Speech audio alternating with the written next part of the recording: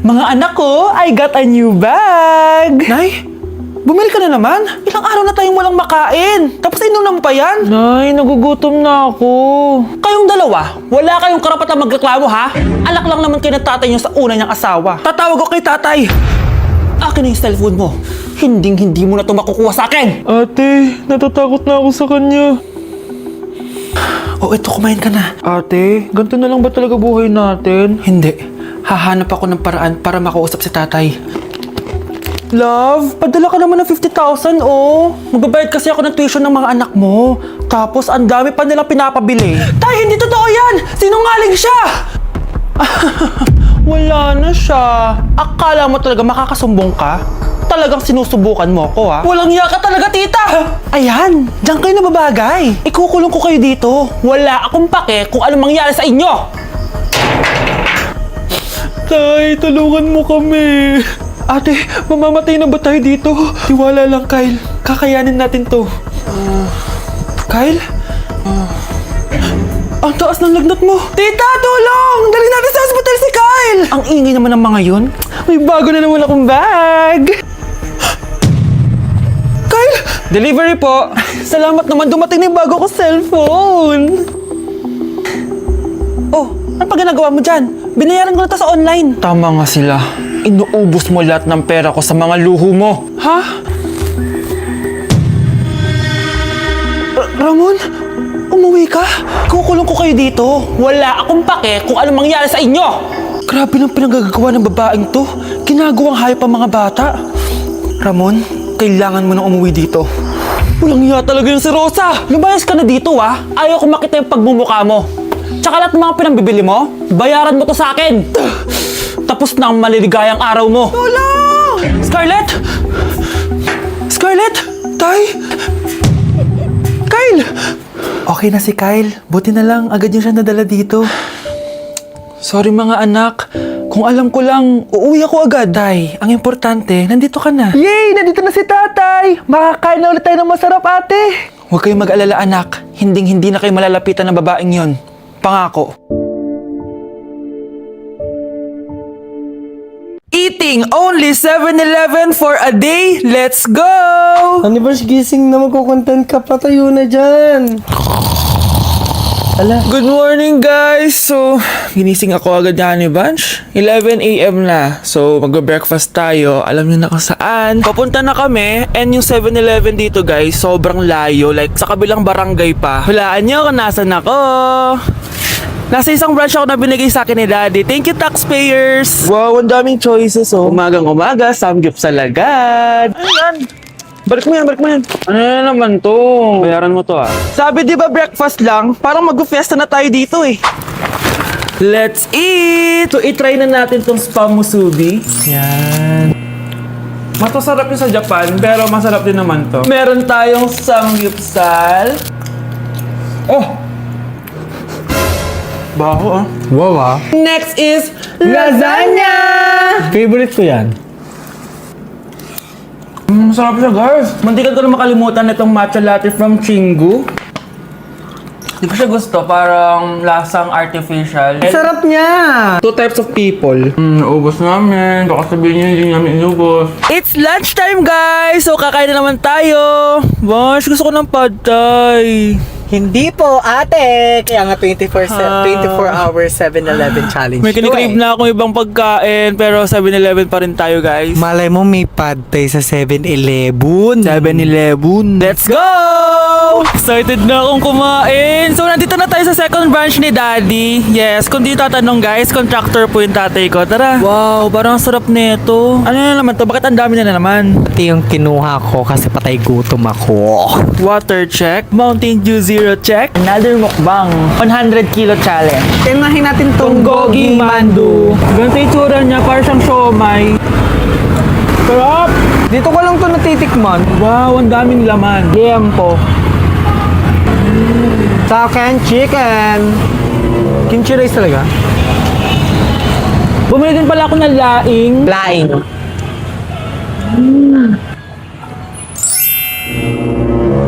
Hindi ko siya bet. Pwede dessert? May dessert pa? Busog na naman! Next Kaya up! naman, Next stop na namin is dinner! It's dinner time! So, it's 7:17 na ng gabi and medyo nagugutom na tong tao na to. Saan kaya tayo kakain? Ayan, saan pa ba? Oh, may sisig oh. Let's eat this. Guys, may Bicol Express. Okay, mukbang na naman. Kuya, pabili nito lahat. Okay guys, mag-haul na naman tayo, no? Tara. Guys, una natin titikman itong chicken fillet nila. Parang Parang family chicken nga. Sarap. Tikman na natin ng bulgagi. Sarap, di ba? Sarap! Unboxing! Sana secret. Oh my gosh! Ang sarap nito! Ngayon lang namin na-explore yung mga pagkain sa 7-Eleven sa Pinas. Sausaw natin to sa sabaw ng Bicol Express. Okay, next naman namin natitikman na itong sisig. Masarap naman pag maasim. Grabe guys, nabustog talaga ako, malala. Kaya naman, kung may challenge pa kayo guys, i-comment nyo lang dyan at gagawin namin yan. So yun lang guys, thank you for watching and see you on my next vlog. Wow, vlogger.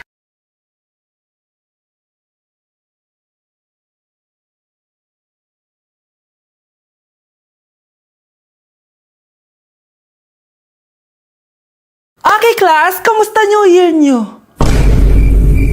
Aba, ba't wala pumasok?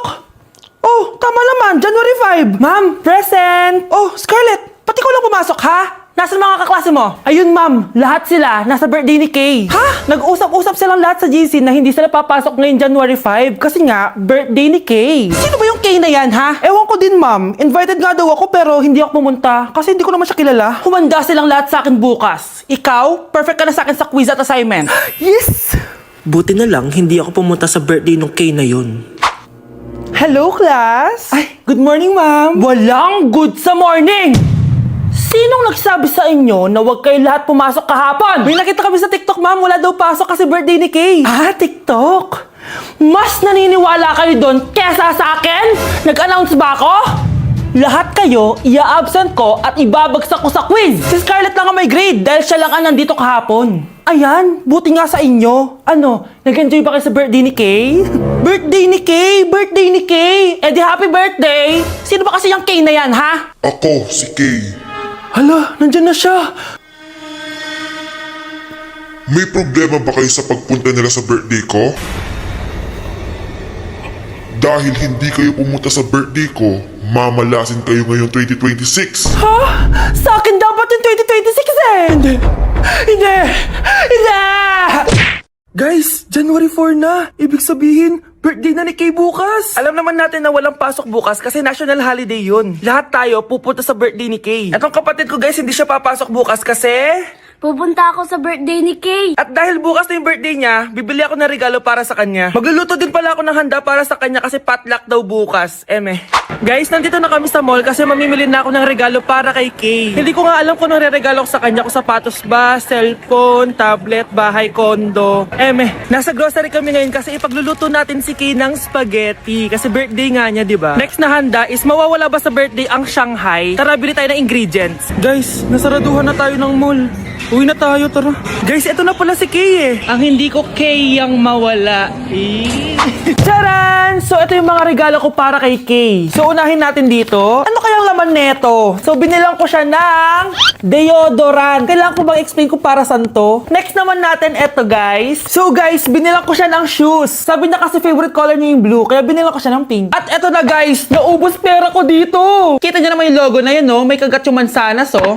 Ano kaya laman neto? iPad? iPhone? Ayun! De, joke lang guys, seryoso na talaga. Ito na talaga. In 3, 2, 1. Wow! Ayun no! Sorry Kay, ako muna mag-unbox nitong iPhone mo ah. Kay, kung nanonood ka man, sobrang magagamit mo to, promise. 3, 2, 1! Magagamit mo to sa kusina nyo. Oh, magugas ka dun. Guys, eto na. Magluluto na ako ng spaghetti at ng hangshai para kay Kay. Grabe ka, Kay. Most awaited talaga birthday mo. Sariling birthday ko ka. Hindi ko kaya paglutuan sarili ko. Nawasa. Oh well, lagyan natin ng asin. Lagay na natin. Ginagawa na ni Honey Bunch yung sauce, guys. Tikman natin, guys, yung ginawa naming sauce. Pangit lasa. Next, nalulutuin natin itong hangshai. Charan! Simpleng handaan lang to para kay Kay. Tikman na natin! Guys, hindi pa talaga to yung birthday celebration ni Kay. Kasi ang balita ko, bukas, bongga daw yung birthday party niya. Kaya abangan niyo yun. Sarap! Happy birthday, Kay! Congrats sa'yo dahil ikaw ang pinakaunang meme sa 2026. At salamat dahil sa'yo na-extend na bakasyon namin. Yun lang, hindi na namin to papabain dahil di mo na naman to mapapanood. Kasi hindi ka naman totoo. For our last question, ano ang full name ko? Wala naman yun sa lesson ah. Siyempre, dapat alam niyo yung pangalan ko. Dami namang alam nito. Di ko maalala full name niya. Perfect na sana ako eh. Kapag di niyo nasagutan yan, minus 10 kayo sa akin. Aba ma'am, paano namin malalaman yung full name mo? Eh di ka naman nagpakilala sa amin. Ano ka, sikat? Artista? Ang lakas mo mag-minus kapag di nasagutan yung full name mo? Sige nga, ano full name ko? Kapag di mo nasagutan, ma-minus ko yung sweldo mo. Tsaka magagamit ba namin yan kapag nagtrabaho na kami? Di naman, diba? Pakin namin sa full name mo. Anak, umubo ka ba? May COVID ka na! Ayan, ipapakwarantin na kita! Nay, ayoko ba mamatay? Ayan, sige, cellphone pa. Bitawan mo yan. Lu, nung connect nun, Nay. Hindi talaga ako magti-tiktok. Bridge kaya.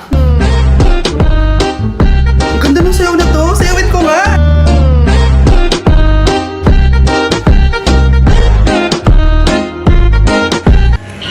No. It's a Venus? What? No. Norwegian. Asan na yung part 24? Tara na, magmahal na tayo. Di tayo pwede pumasok Hindi pwede. Pasok na tayo, tara na. Hala, anong ginagawa nila? Social distancing tawag dyan, be. Oh, nasan mas mo? Mas? Oh, kailangan yan. Meron po akong mas. Oh, nasan face shield mo? Kailangan din yun. Face shield? Oo. Be, may face shield ka ba? Hala, be, di ako nakapagdala. Oh, nasa yung mga birth certificate Birth nyo? certificate? Oo, kailangan yon. Ilang taon na ba kayo? Mukhang bata pa kayo. 17 po. Ay, bawal pa kayo pumasok. 21 pa daw Wala sa na tayo pwede. mag-mall, be. Kakainis naman tong si kuya. Bilisan nyo. Oh, check muna bag nyo. Ay, bag po. Sige, pasok. Tara na. Paano yung step na yun? 1. Ha? Oh, Scarlett, anong ginagawa mo? Ah, Nay, nagpa-practice po ako. Pangarap ko po kasi sumikat parang mga K-pop. Seryoso ka ba, Scarlett? Sa ganyang itsura mo? Manalamin ka nga. Grabe ka naman, Nay. K-pop, K-pop.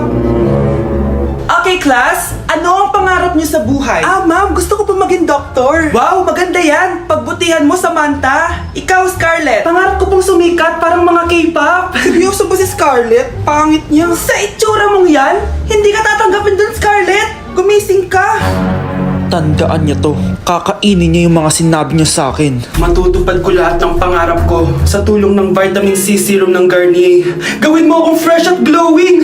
Hashtag hiyang check.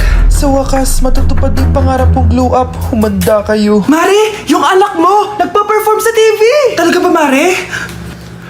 Ako ay torpe pa noon, pero nagbago na ngayon. Now I have the courage. Sikat na yung anak ko. I have you. Ikaw at ako under the sun. I'm going now that I found the one. Gonna you.